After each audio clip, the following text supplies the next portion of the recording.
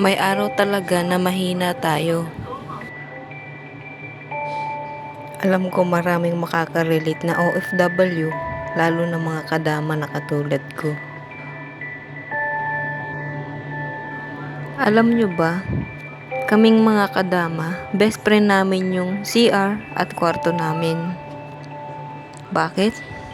Kasi dito namin iniiyak lahat. Lahat ng sama loob namin, dito namin iniiyak. Nasasaktan at napupuno rin kami, pero bawal kaming magalit. Kaya idadaan na lang sa pagluha. Pagkatapos namin umiyak, syempre tuloy ang buhay, tuloy ang trabaho. Hindi namin iniinda lahat ng sakit, mapa-mental man o physical. Ganon kami ka-professional pagdating sa trabaho namin. Oo, lagi nyo kami nakikitang masaya sa harap ng kamera. Pero sa likod nito, hindi nyo nakikita kung gaano kami nahihirapan sa bawat araw na lumilipas. Bakit namin ginagawa yon? Isa lang naman ang dahilan. Ayaw namin nakikita kayong nalulungkot. Dahil mas nalulungkot kami dito. Mahirap para sa amin makita yung mahal namin sa buhay na malungkot at nahihirapan. Alam ko may ibang tao na hindi kami naiintindihan.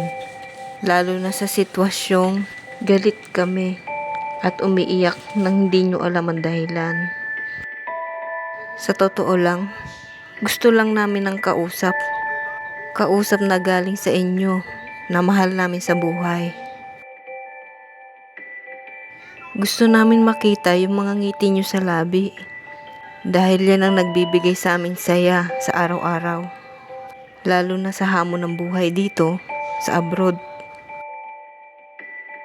Hindi madali ang buhay dito, pero kailangan kayanin para sa perang ilalaan sa inyo at sa pangarap namin. Alam nyo ba, tumatalon ang puso namin sa saya kapag naibibigay na namin yung mga bagay na hindi namin naibigay noon sa inyo, lalo na sa mga anak namin.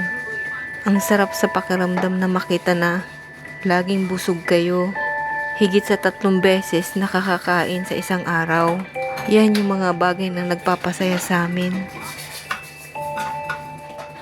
Sa mga anak namin, sana maintindihan nyo kung bakit kami nagsakripisyong lumayo para matustusan lahat ng pangangailangan nyo.